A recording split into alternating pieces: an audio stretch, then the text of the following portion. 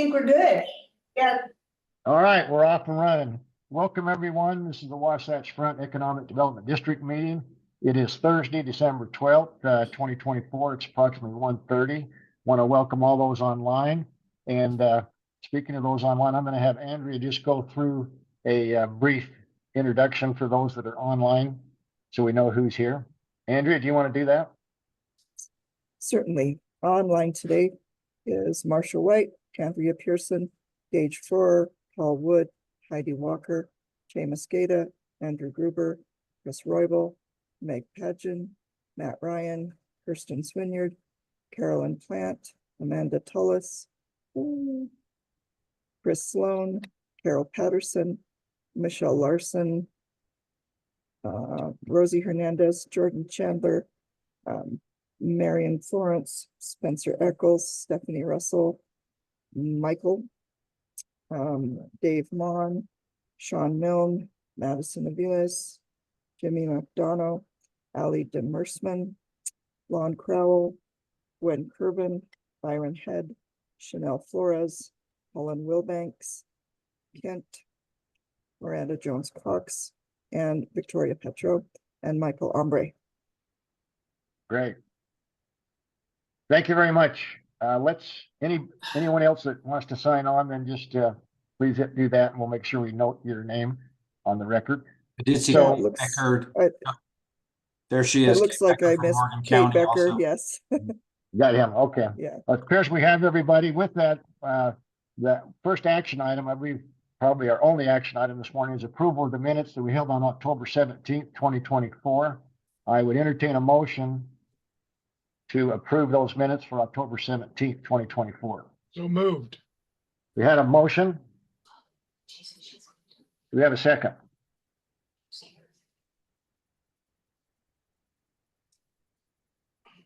I'll second it, Mr. Chairman. That's one for Mr. Chris Sloan. We have a second. So with that, all those in favor, please say aye. Any opposed?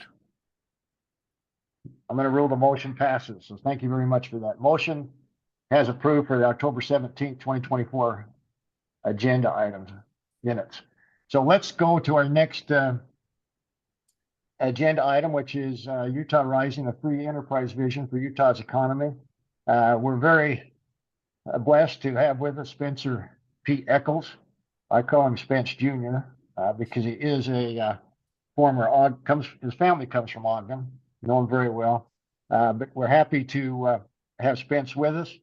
For those that may not know what Spence has been involved with over the past number of years, it's interesting to see that as we work through our strategies and tasks within our comprehensive economic development strategies for both the WFRC and the WFEDD, we work with our key partners in the state. Past year, the Salt Lake Chamber launched a statewide business-led plan for Utah's economy. They called it Utah Rising. Today, the chair of that is Spencer Eccles.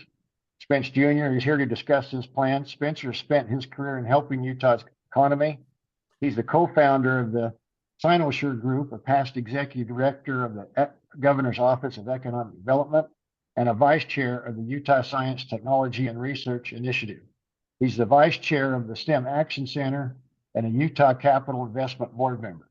And one of the best things that we can thank you for, he's also part of the Salt Lake Organizing Committee for the 2002 Olympic Winter Games, which he oversaw the Olympics downhill and the Alpine Paralympic events. I can tell you he's actively involved in our 2034 Olympic effort venue. I've actually met with him at Snow Basin. So Spencer, welcome. I'm going to turn the time over to you. Oh, great. Thank you, Mr. Chairman. Appreciate that. And thanks for everybody for what you do. Just in this group, it's so important. I'm grateful for you. I'm grateful for Andrew and all that he's done. I got to know him for now. It's probably almost a decade and a half, but it's maybe even longer. But I'm grateful for your effort. And what I love— I'll be about an hour. Sorry about that. Okay, perfect. But I just really appreciate what you do on a regular basis. It is so important. And hopefully by the time I'm finished talking about Utah Rising, you'll have a sense of not just what it is that we're doing, but how you've already had some input into that as a group and a body, and how you'll have opportunity to have input in the future as we go forward. And really, this is meant to be seen as a framework where we've identified both a process and some key areas. And that's based on the work of what we call a technical committee, which Andrew was a part of, and as well as broader other state entities and other private sector or maybe utility type company entities to give us their great expertise. And then we had a steering committee of business leaders that would take that information, and we boiled it all down into this framework. And the other key and final point that I would make before I get into it a little deeper is that this is meant to be able to go throughout the state, because while we do have some macro issues that impact us statewide, there are also regional issues that are very specific. So what works well for Ogden or Salt Lake City or Logan may not work well for Peoria or Fairview, Utah, the Sanpete County area. And so we recognize that early on based on all of our collective experience, and wanted to be sure that this framework and these identified what we call pistons that drive the economy could then go from chamber to chamber. And we've been working with the coalition of chambers across the state to help push this out, so that then it creates a catalyst for not just a macro economic plan for the state, but also can be used and should be used for more regional focal points in various areas, and driven mainly by the chamber, meaning driven by the business community, which is where all business starts, really. So let me give you a little bit more background. Our history of strategic investments have led us to having just incredible success, as you know. We see that because we see the pressures that it's putting on transportation and housing and other places. But while we're celebrating our success, we want to ensure as we look forward that our business community drives forward so that our prosperity can continue. And growth is upon us. I gave a talk once to Rotary when I was running economic development for the state. And when I started penning the title, I had written it, and this is, mind you, this is going back about 17 years. I wrote in the title, growth is coming, we need to prepare for it. And as I finished stroking that thought, I realized it's actually growth is upon us and we need to embrace it. And so I changed the title of the talk, and I changed the context of the talk. And we've been living with that growth, but growth will continue to come. And how do we embrace that? And one way we do that is by driving on some specific focal points that we know that will be pressured with the growth, and that we will need to address and do it as proactively and early as possible. In some cases, we're behind schedule, but that's okay. We can keep working on that. So we're not going to trade our prosperity. We don't want to be, I will use names. I was in Detroit about 5 years ago, just after the GFC, and as they were trying to emerge from that. And I thought, wow, growth is so important for what we do and for our state. And we have still the youngest population in the country, but we are now a mid-sized state with still the diverse, if not one of the most diverse economies in the country, well-trained workforce, world-class infrastructure. We have a large middle class, and we lead the nation in social capital, and we have a superb quality of life, and we want to make sure that we retain that. So just like visionary business leaders of the past recognized and then overcame challenges of their time, and we're recruiting and encouraging every business leader in the business community today to participate and seize the opportunity to be the visionary leaders of our time and accomplish the great results that we know will come. So let's see, we are now, Heidi, I'm sorry, I should have been prompting you. Can you bump to page 2 just quickly on the slide deck? Okay, these are our challenges and opportunities. We've already talked about some of those things. Go page 3, please, slide 3. We talked about the drivers of our economy. Now, let's just talk a little bit more about this. So historically, when business gets involved, things get done. And a few examples, just to give you an idea. In 1907, we improved Salt Lake City Main Street. In 1918, the Lincoln Highway up Parley's Canyon was really improved, installed essentially. 1962, we improved the International Airport, and now look at it. And then, of course, 1979, when the Jazz came here and we were able to retain them. And that was really an amazing thing. And that a lot of people in the business community made that happen. It wasn't just one event. It was something that we had to actually will. And then, of course, preparing for the 2002 Winter Olympic Games.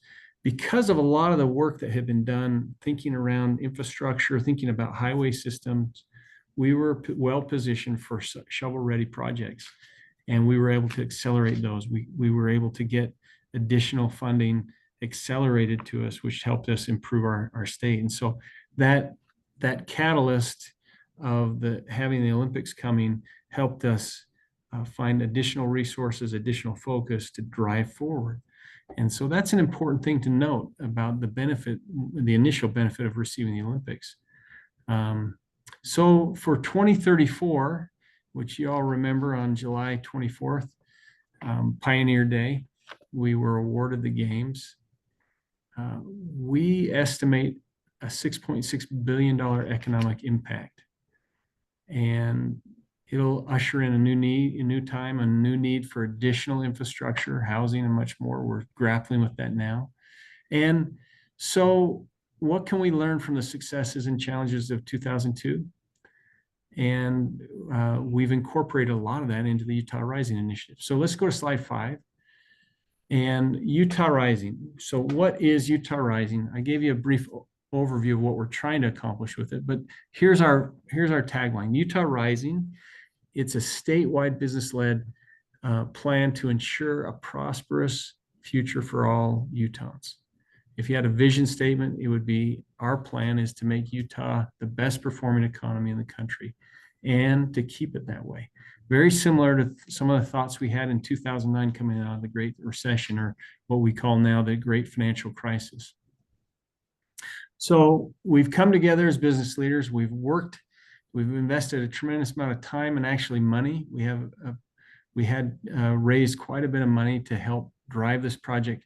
And I said to Derek when he asked me if I would assist this, and Derek Miller, the chair of the Salt Lake Chamber, he said, will you do this? And I said, there's only one way I'll do it, is if it's something that is easy to understand, very clear, very simple to implement, and something that can go across the state, and something that we will have a longer term activity around. In other words, we're going to track it. We're going to hold ourselves accountable to it, and we are going to continue to refine it. But that takes all of us. So we need to have you involved, but also clearly there is a public sector component of this that we have to have. And if you want to, for example, do double track on tracks, that's not something the business community can do by itself. We can provide guidance, we can provide incentive, and we can provide motivation to legislative leaders, but we've got to have capital, and we've got to have legislative leadership, and also municipalities need to be involved. So with the 2034 Olympic and Paralympic Games coming, we have this natural deadline. We thought that would be a perfect thing to do. So Utah Rising is focused on a 10-year plan, now about 9.5 years. And it's rooted in the thorough research that we've done. As I mentioned, we had these top experts from all these different groups. And I guess you can tell that we're really excited about it. So let's go to slide 6. Yeah, are we there? Because I think, Heidi, we're on the last slide. And you're driving, so that's all I see. But while Heidi's getting that up, let me just It's frozen, Spencer, so just 1 second. Maybe you can shut off and then come back. Okay, there we go. So that's our vision and our mission. And it's very similar to, again, what we've thought about in this state for a long time. And I think one of the reasons why Utah succeeds is because we're very independent. We're great individuals, but also we think about the collective and we work together very well. Something that Derek reminded me, we had a company in town years ago that we were recruiting, and they only had one day to work on a project, and they had some questions about transportation. And we said, well, we can't get the head of UDOT here right now because there are a few things going on. They can be here by tomorrow. No, we leave in the afternoon tomorrow. We could only do it by tomorrow morning. So the head of UDOT at the time jumped on a plane, a red eye, flew home, arrived in the morning, prepared with maps, and worked everything out. And it was obvious. I don't think you could get that any other state in the country. It certainly would never have happened in California. And that's where this tech company was referencing. They said this would never have happened. So that's the kind of people we are. So we want to remain the top performing economy in the nation. And our mission to lead the private sector and collaborate with the public sector partners to secure statewide prosperity. Now, like I mentioned before, the private business sector is crucial. And planning, foresight, ingenuity, all of these things are important. But harnessing the collective power of all the groups is what's going to make this successful. And we'll need everybody to think about it more than just the 5 minutes or the 20 minutes that I have to share with you. So let's go to slide 7. So Spencer, I'm sorry, just a minute. Marcia, for some reason it's frozen on me. okay, it's okay. I'm going to keep talking while you two work that out because I'm sensitive to this. But when we began this process, it was critical that we developed some common principles that we felt like these are the principles that will guide us in developing more specificity around this. So number one, and by the way, we've created a card. When I was at economic development, we had our own 3x5 card. This one has our vision and mission and our guiding principles on it down here. And then it has our 6 focus areas. So here's our principles. So first and foremost, develop common ground and collaboration. If everybody can focus on what we think is important for the state, while there's many roads to the top of a mountain, we can get closer to compromising and developing a single track, a single plan of action, if we have developed this common ground and are collaborative to develop this shared vision. Number 2, have a bold vision with pragmatic action. Okay. Number 3, quality of life and upward mobility. We thought that was a principle, an area that we needed to be thinking about as a really big picture focal point. And then culture of service and community building. How do we work together? That's one of our distinct advantages. And then finally, private sector innovation and public sector support. I mentioned that earlier, but these are the guiding principles that we needed to, that we thought would bind us together and that would play well. And it didn't matter which political party you were from. It didn't matter geographically where you were from, but those were things that we felt like could hold us together as we go forward, because it's not always going to be easy to agree on how to do things. And sometimes not easy to agree on what to do, but the principles get us there. Okay, so let's go to the next slide. So these are some of the measures that we've looked at. And if we do this correctly, if we move forward correctly, then it has to be based on data. That's not the only thing, but data has to be a big component of it. Job growth, we look at job growth by state. We looked at unemployment rate, for example, per capita income. Our our unemployment rate, and then also not just that, but what they would call the leave rate. The other thing, importantly, is what are the factors that impact those data, plus or minus? So housing, business regulation, taxes, all of those things come into play. Okay, so that sets the table now. You understand the principles, you understand that we're going to be focusing on some measures, but let's jump in a little bit deeper. When we track these measures and others that will be specific to the 6 pistons that we focused on, we'll be able to measure, we'll actually be able to know what success looks like. Not just subjectively thinking, okay, we're going to try and do this. We're going to set a goal. We're going to measure it, and then we'll develop a clear plan to accomplish that. And we've been working a little bit with Franklin Covey and some of their process systems, and we've developed now a subcommittee. And let's go to the next slide, if you don't mind, Heidi. We've developed, is that the last slide? What's next? Okay, well, we have developed, there we go. Okay, so we're going to go into the 6 areas of focus now. And the process that we've developed in phase 1 is we've developed these 6 pistons, and then we have now also developed some signature areas, and we've identified 3 key indicators for each area. But then we also have gone and we've identified a smaller subset of people who are experts in an area to help us develop a working group.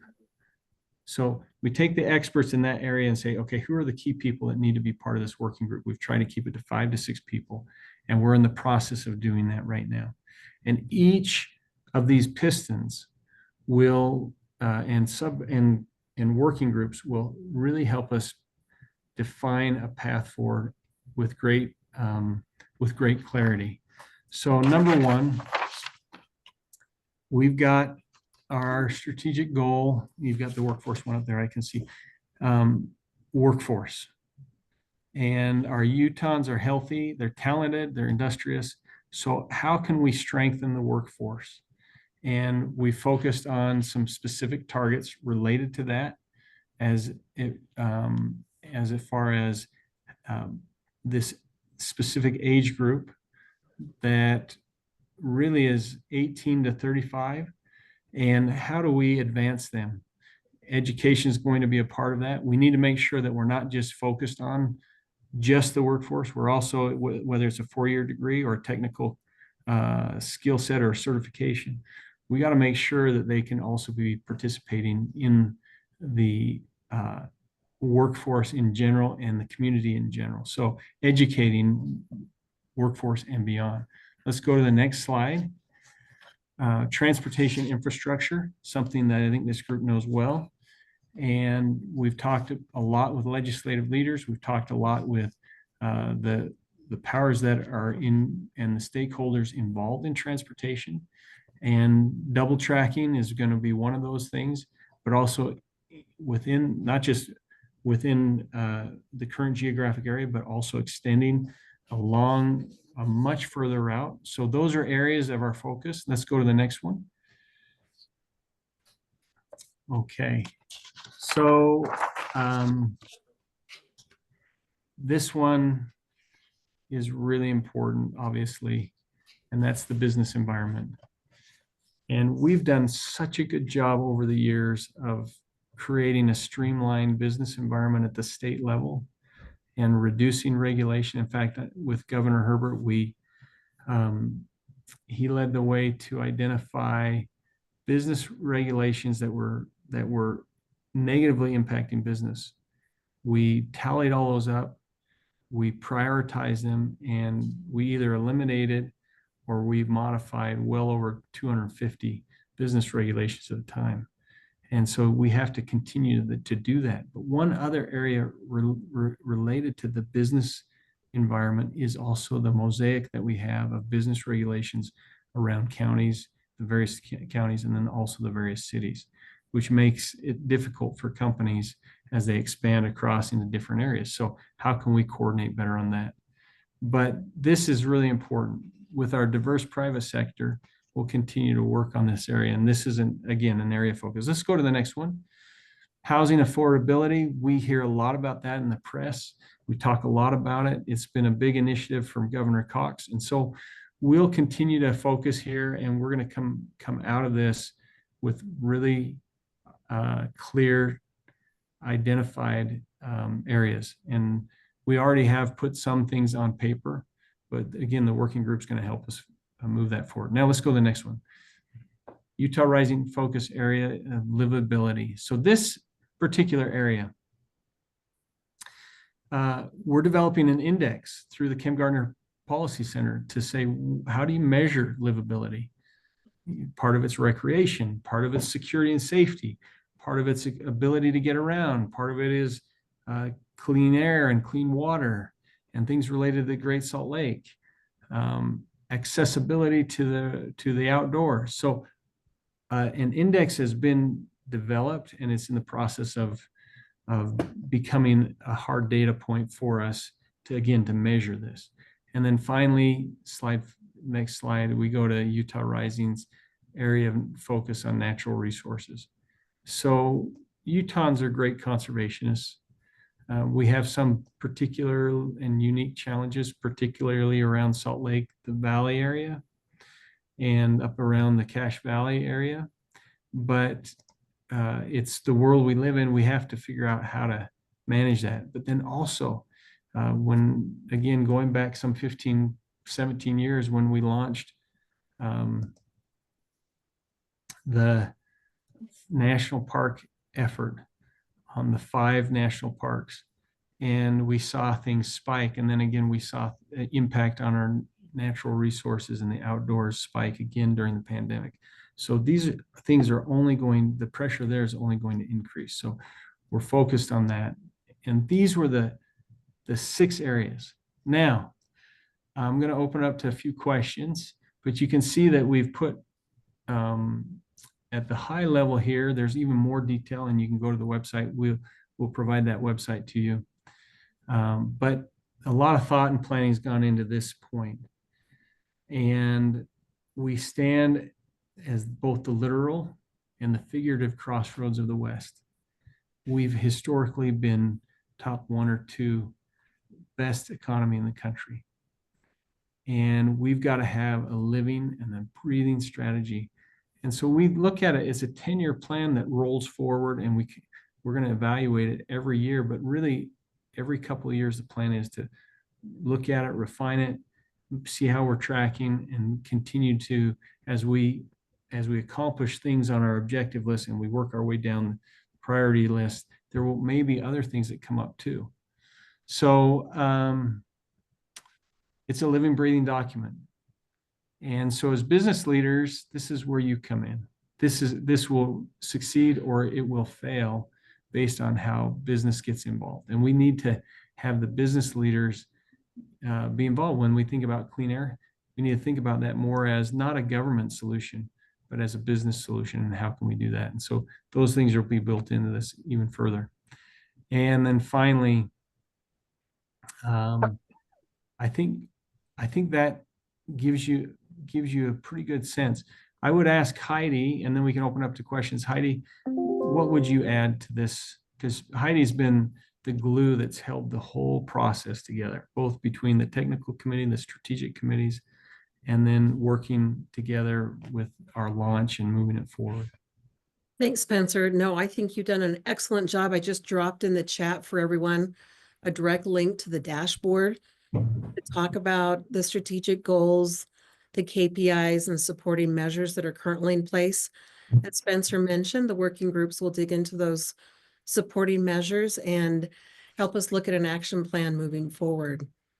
So, but we're really excited. We're excited about what's going to happen.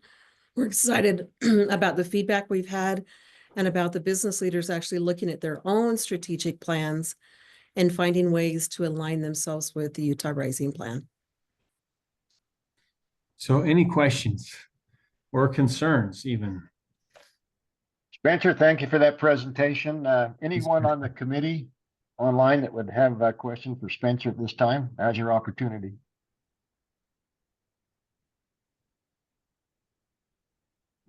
Perfect.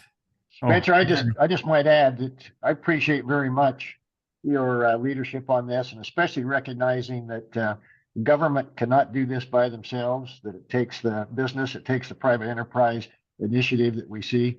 I'm a big advocate of private-public partnerships, and so with your leadership, I see nothing but great things on the horizon. I thank you very much. Thanks. Appreciate that, Mr. Chairman. I thought Andrew may have raised his hand. He's the only one I can see right now. Andrew? Yes, thank you very much. And it's sort of a Commissioner Floor, you beat me to the punch of a point of emphasis, 2 points of emphasis. One is appreciation, and two is emphasizing again the collaboration. And the people that are arrayed in this conversation today are an embodiment of that public-private sector collaboration, which Frankly, I'm not originally from Utah, and I have seen it doesn't work as well in other places. Ever since I've been here, we have had a real commitment to the public sector and the private sector unifying, identifying what our goals are, and then pursuing them in tandem. And it's great. Spencer, Heidi, thank you so much for that teamwork. And it continues. Spencer, Heidi, maybe you can just note just a little bit more the what next. You've given a high level overview. You noted that there are high level targets and measures. How do you see this flowing into decision making and actually being implemented either in the private sector or public sector decision making? sure. Maybe I just share a few thoughts in general. And then Heidi, can you talk about what we're doing on the chamber side? Sure. First and foremost, so when we launched this, before we really dove in on the processes that we're doing, we met with the governor, we met with the speaker, we met with the president, so they were aware of what we were doing. What we found as we were going forward, a lot of what the legislative leadership's doing through and the governor through that economic council that they created is really focused on the Olympics. We found that there felt to be a void on an economic plan. And I think back to when Envision Utah was created, when the business leaders got together also with the governor and out at Heidi Red's Dugout Ranch, and all of those things came to pass. And so your question of what are the next steps? First and foremost is we have these working groups that will come up with really or refine what we are going to do and move things forward. So let me give you an example. Let's just talk about transportation because it's relative. That was our second point. And by the way, we have this beautiful deck here that is very simple, easy to read, and you can find the digital copy of this online, but we can also get it to you. But we created a strategic goal, and this was it. Utah will maintain a statewide transportation mobility index, which includes measures of delay, mobility, and transit ridership, no lower than 85. Utah's 2023 mobility index was measured at 85.8. Okay, so we have listed here, key performance indicator is the index, okay? The supporting measures on that as a starting point to work from for the working group is UTA passenger rail mileage. That includes front runner tracks and light rail lines, of course. Corridor preservation spending and degree of development around transit stations. So that gives you an idea of some hard data figures that we're using to measure. Now we know from legislative leaderships, they're talking a lot about double tracking. That's a key area. That'll be helpful for the Olympics as well. And so with that being stated, when you think about how will this be implemented, with the business community supporting whatever initiative is, let's say it's double tracking as the hypothetical right now, we're going to be getting involved on the Hill. We're going to be working with the governor to get it into his budget. We're going to be working with legislative leaders to help them drive it through. We're going to be needing the business community throughout the state to push on their legislative leaders, their local leaders, that then when they come to the Hill, that this is a priority for them to move things forward. So that's one example. Does that answer the question a little bit, Andrew? Yeah, thank you. You've gone a little deeper, and I was hoping you'd go in this direction because it indicates that there are direct measures and then outcomes that have been identified already. But I also believe that there's still room for engagement from folks like that are in this meeting here for identifying how do we advance these performance indicators and these measures. So in a way, I see this, and as you noted, I've had the opportunity along with Marcia to be engaged in this, so I know some about this work. I see it as an opportunity for all of us in our respective spheres to think about what are things that we can do to advance these shared goals and impact these indicators and measures. So thank you. Yeah, I appreciate that. And I appreciate the question, the prompt, and also just, again, thanking you and Marcia for the work that you did to help get us to this point. That what Heidi's showing right now on the screen is the website, which is interactive and live, and will be refined even more to show the measures so people can go there and see it. And the key point here for me is, and what was one of the main reasons why I said I'll get involved is, I said we have to have concrete targets and objectives. We have to have a way of measuring success, and we have to have a way of communicating in such a way that we can drive this to ground so that we can succeed in it. So that's the first point. And I'll just hopefully not belabor the point. If Heidi could just reference what we're doing with the chambers across the state, that will give you the second component, the second leg of the stool, so to speak, in this case, that will help us be successful. Sure, happy to do that. We have, and I was showing you this dashboard that you can see at any time. This is the link, and you can see on the left-hand side each of the goals, our signature projects. Spencer, if that's okay, I can just mention that real quick. Yeah. So as you look at these are our signature projects. Some of them are already in place. Some need some extra love.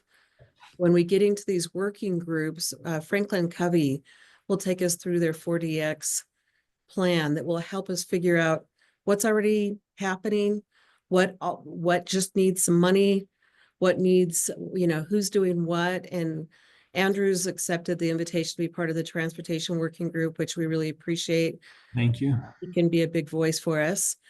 But this is just a quick sample of what we have out there. And so just going back to the homepage, at any time you can take a look at it. I would advise you to, or invite you rather, to take a look at the video that gives a good overview. But as Spencer mentioned, we have a great partnership with all the chambers across the state. The Utah Association of Chambers is actually housed here at the Salt Lake Chamber, and we provide the back-end support to create conferences and training. And we've been working with chambers for the past 6 or 7 months. Our chair for that committee is Chris McCormick. He is the president of the Cedar Chamber. And the co-chair is Val Hale.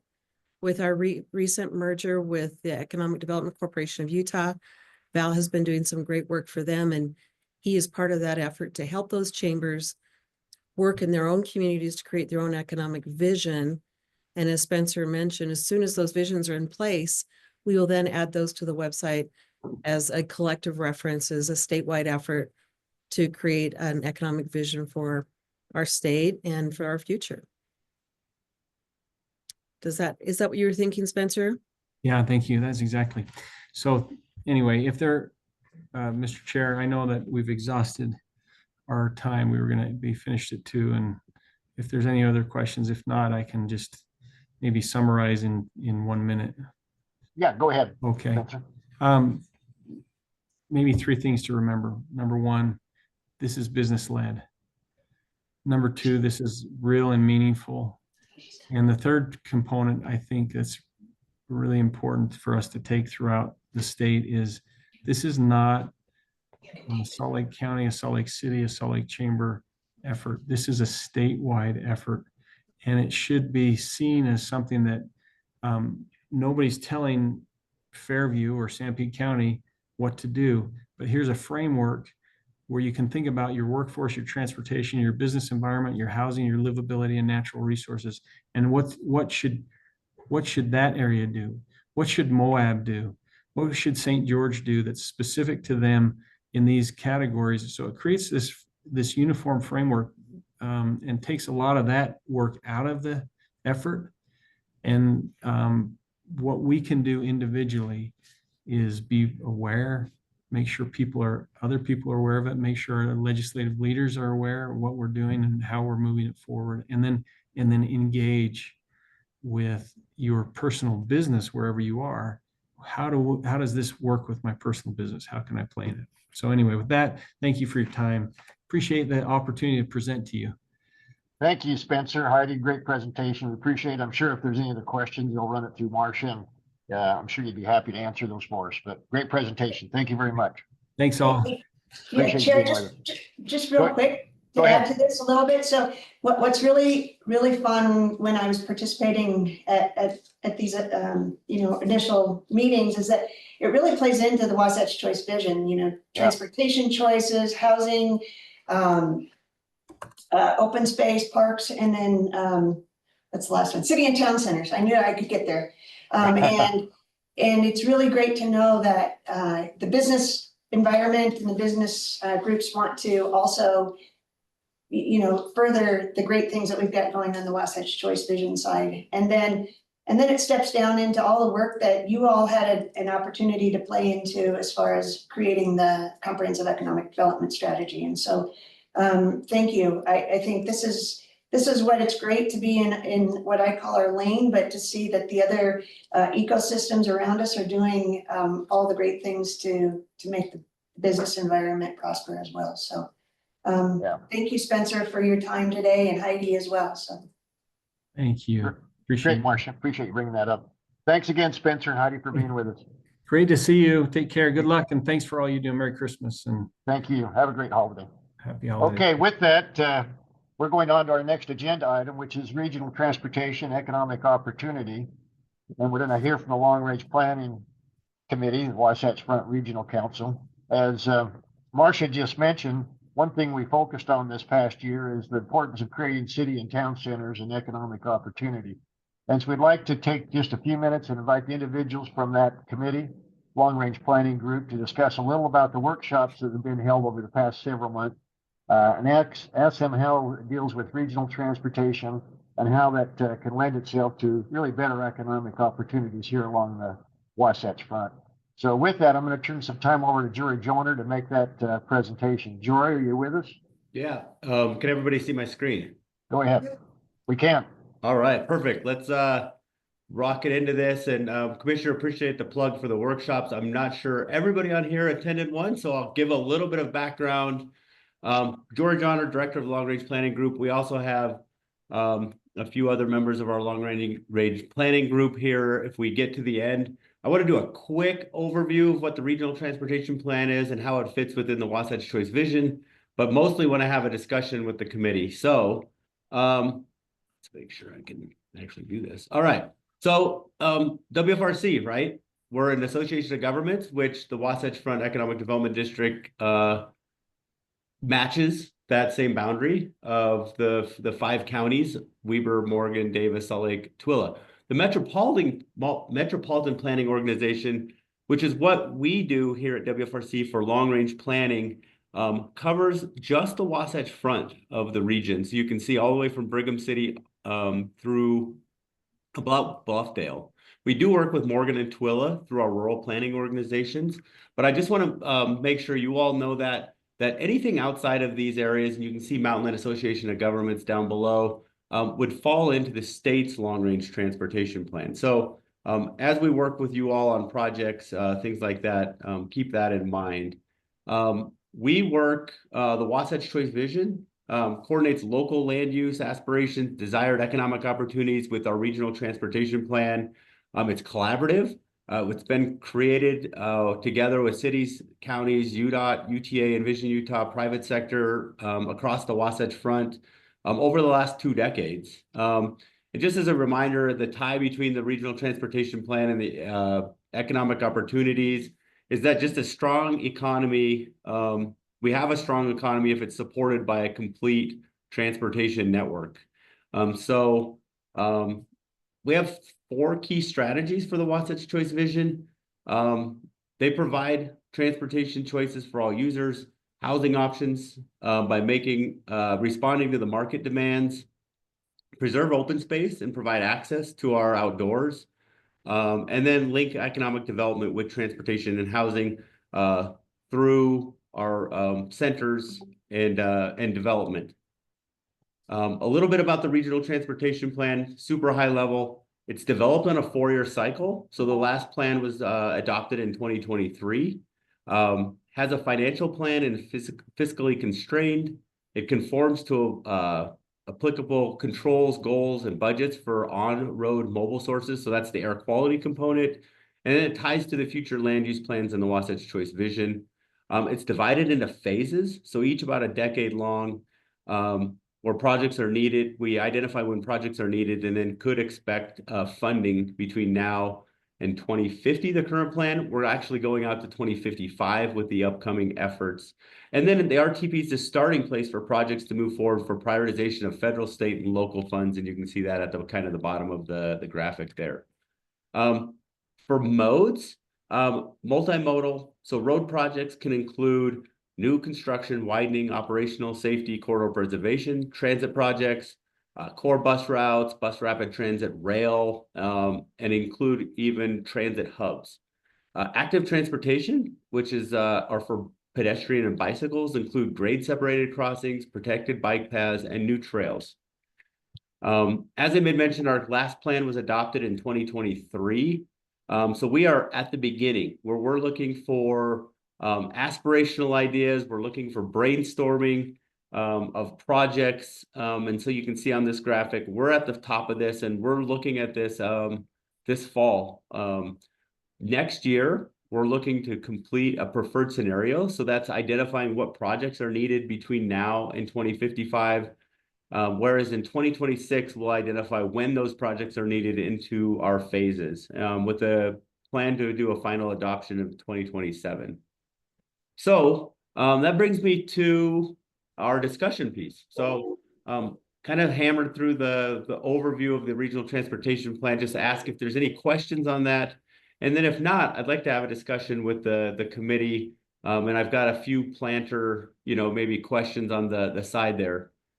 So any questions, one on what a regional transportation plan is or how it fits with the Wasatch Choice Vision or economic development?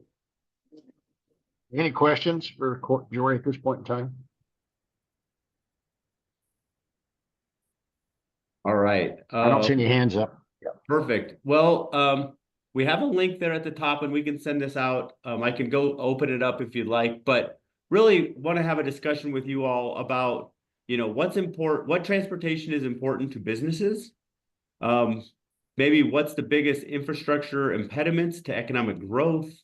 What places or areas need more transportation emphasis across the region? And again, thinking the greater region. And then what type of transportation projects are most helpful to you?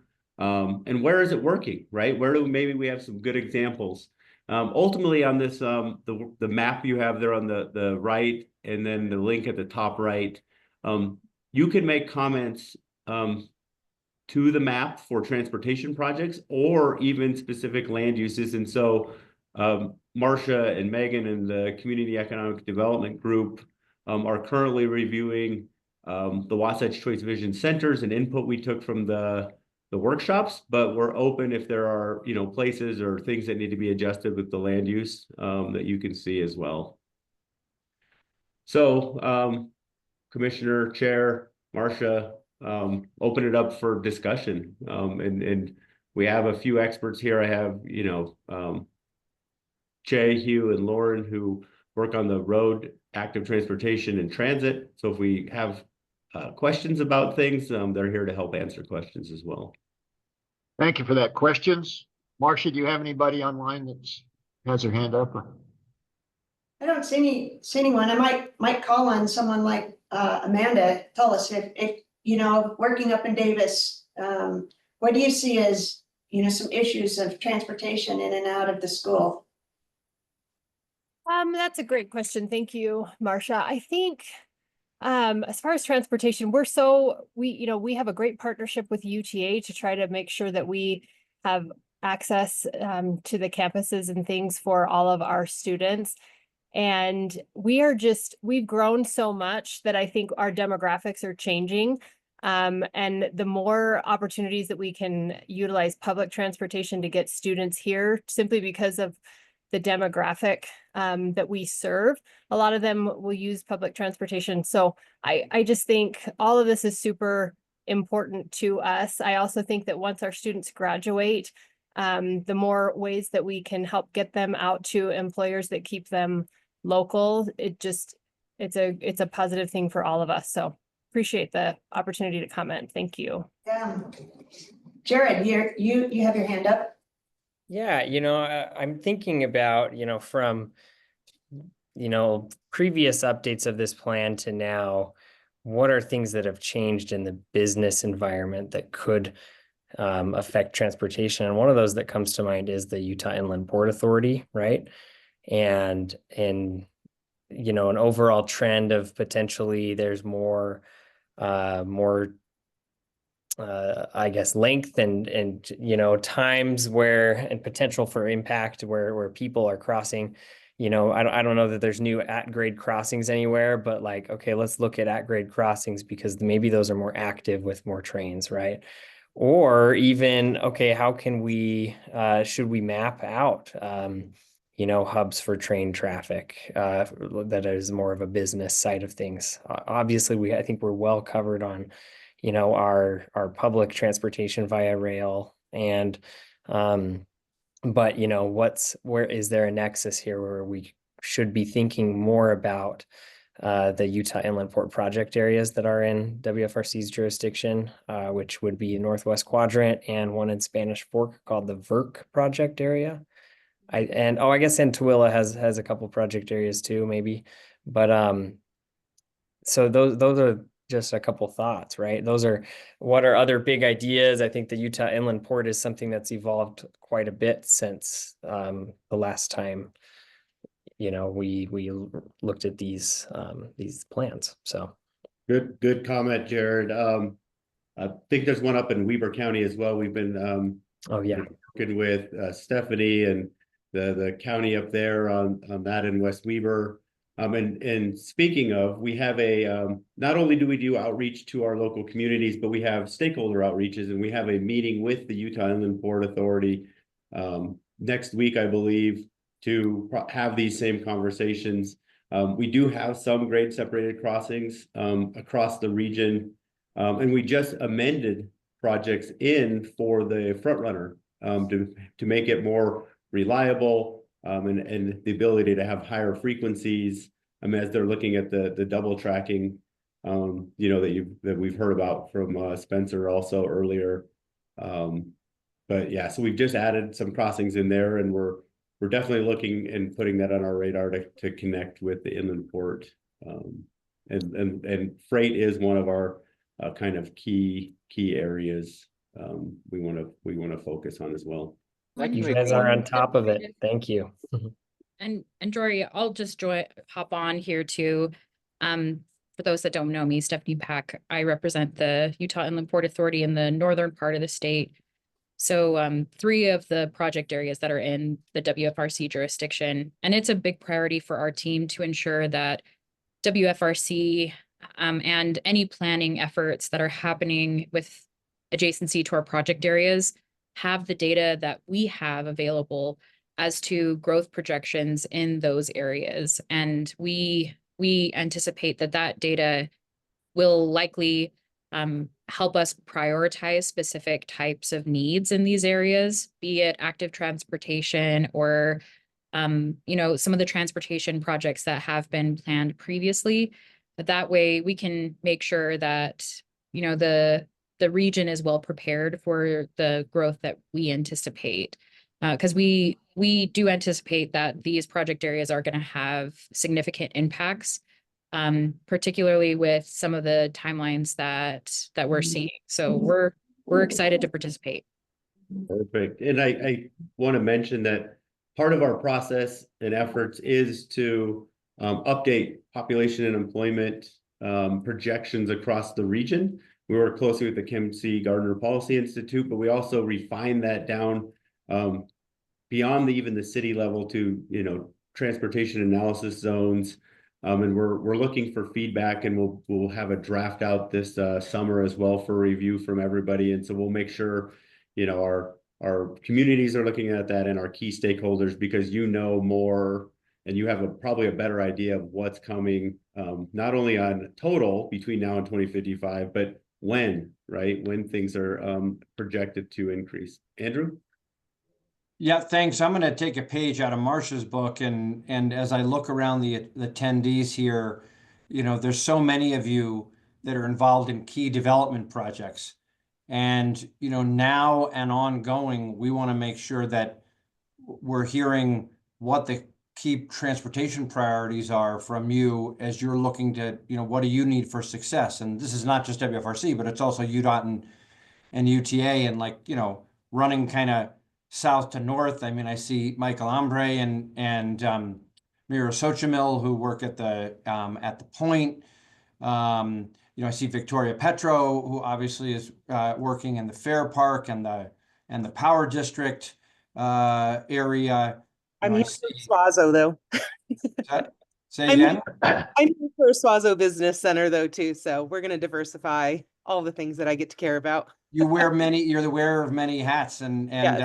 And let me come back to you in a sec if you want to comment. But like Mermont and Syracuse, the development that's happening around West Davis corridor and your community and what's happened there, and Chris Roybal in Davis and Weber and up into Box Elder, and then Stephanie Russell and obviously Commissioner Frohr and the development on the western part of Weber County. All of these things are critically important for development and the land use that's happening. And so curious if any of you want to jump in and just make points of emphasis about the transportation investments that you think are critical to accomplish what you're trying to accomplish. Andrew, I'd like to accept that invitation. So, like Marcia knows, it's really hard to wear just one of your hats when you're in a conversation like this. So from a city perspective, I would have to say this is like a top 2 consideration.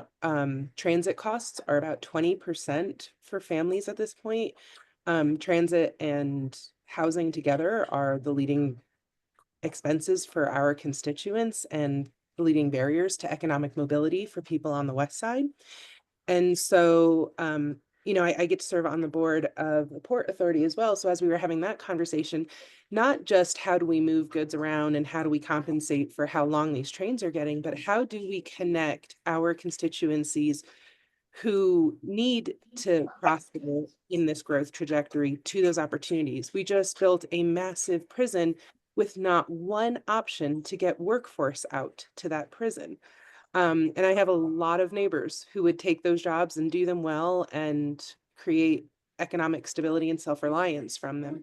So as we're growing, we've watched things like Amazon subsidizing their own route through UTA until they proved value, and then UTA going deeper on that investment and making it permanent.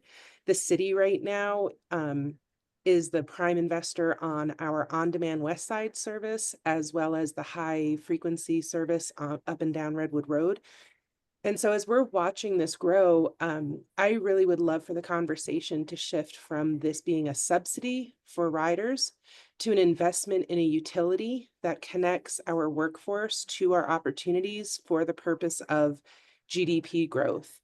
And I'm finding that's a difficult paradigm to shift, but especially as, I'm working in Swazo and working with these emerging entrepreneurial forces, it really seems to me like this is a utility that we must invest in, not just a subsidy so someone can get a ride.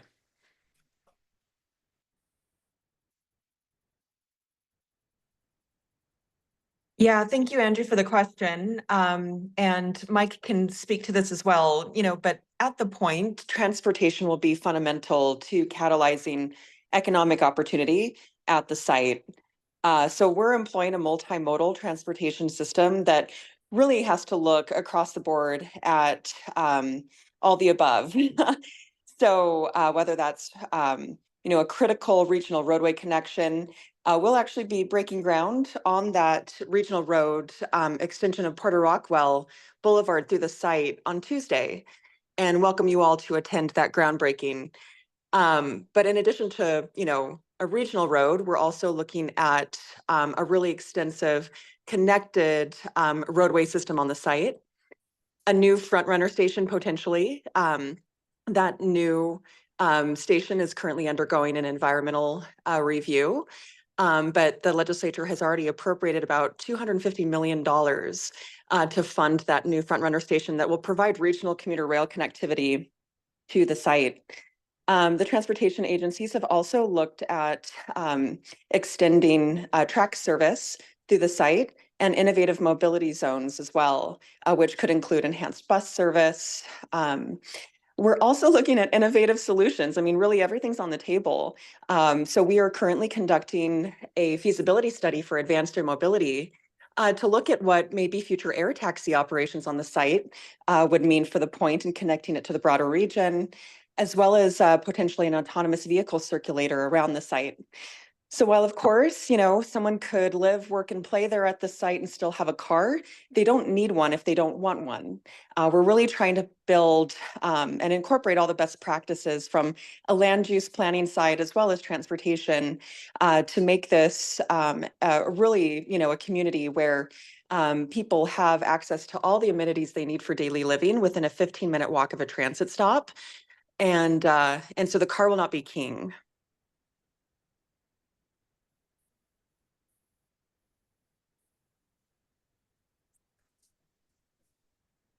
Great comments, really good comments. And I think a lot of that you'll see, a lot of that came out of our workshops too, just from the cities and counties of trying to figure out how to move people as well. So really innovative thoughts. Yeah, good point. Anyone else? Yeah, I'd just like to build on what was just said because in Syracuse, we have the same challenges that everybody else has, and that is that you want to be able to get people to move around without the burden of having to augment all of your car pathways. We want to be able to get some walkable community space. We want to get some ability to live and play in the area that we're bringing jobs into. And so we've done a lot of work that way, but we find one of the challenges is the speed of growth. As we bring on some of the new opportunities quickly, it puts a burden on infrastructure that takes away from our ability to maybe preserve the livability quality that we have had because we were more of a moderate growth community before.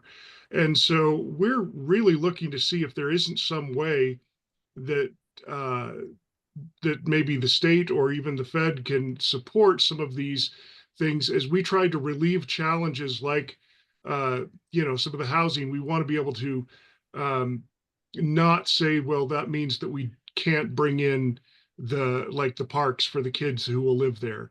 Those are, challenges that we have, and we have to figure out how to overcome that.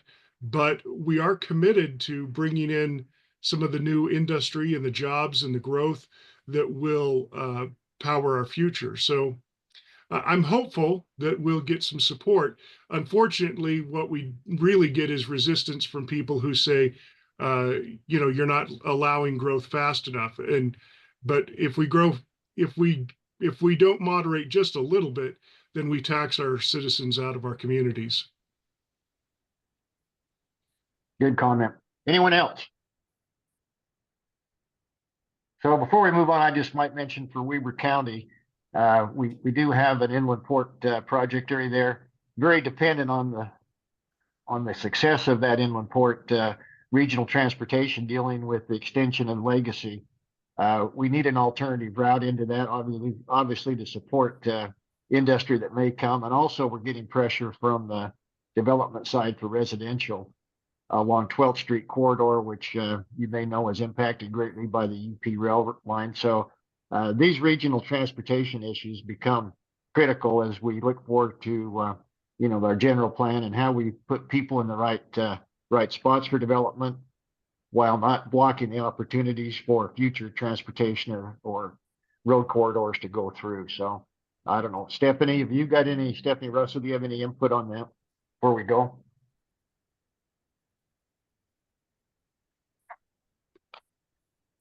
Yeah. All right. Gage, sorry, Gage. I'm Go here. ahead. Sorry, just having a hard time pushing buttons. I just wanted to say that last year we started kind of a task force that included WFRC, UDOT, the county, and some of our city stakeholders to actually start exploring potential routes that would be really feasible up through, connecting Davis and all the way up through that West River corridor. And we're continuing to work alongside those stakeholders, as well as including the inland port, because our development is moving so fast out there that we're afraid that we're not able to provide the correct data, as well as the opportunity for UDOT to explore options that are going to potentially go through new development projects. So it's really important that we keep maintaining these types of conversations and this type of communication, and we're continuing to do that. And I'm looking at doing a regional study in that area just to see what's going to be the best and use of the land out there. Yeah, great point. All right. Anybody else have any comments before we move on to the agenda? I did just want to bring up one other thing that was spurred on by your comments, and that is that, one of the challenges that I have this month, I've been meeting with a lot of developers who are pushing back on impact fees, saying, oh, this makes it so it's difficult to build. And yet, if we are going to allow growth, that's what spurs the need for more development. You have to widen arterial roads, you have to upgrade intersections, and we plan for that, and we say this is how we'll move people around better. But when you get, if we get people from the state end saying, oh, it's too burdensome to pay for that, where does that money come from? So again, just a challenge that we have to balance throughout the whole system. If you're gonna grow, you have to provide the means to grow. Yeah, absolutely. Great thought. Okay, appreciate that. Appreciate all the great, Joy. Appreciate the work you and your group worked on. Let's move on to the chair report, which is a membership update. You may remember last meeting, staff explored the need to possibly change our bylaws. Minor adjustments have been made to the membership list to ensure that our bylaws match the WFRC interlocal agreements and requirements through the Economic Development Administration. Next year, 2025, you'll see a more formal membership makeup, alternates, and invitees. When the county governments in January get together and appoint their representative for the new year, Marcia White will actually contact all the new members, alternates, and other invitees to make sure that everybody's on board with where we move in 2025. So, Marcia, do you have anything to add to that? Nope, that's perfect, Commissioner. Thanks. Thank you. Okay, opportunity. I don't know if we have any public online, but now's your opportunity to make public comment. Andrea, do we have any public online? I do not see anyone with their hand raised. All right, thank you very much. With that, any other comments from members of the committee before we adjourn this meeting? We ran over a little bit. Sorry about that. We ran over a little bit, but good. I think it was a good meeting. So with that, no other business.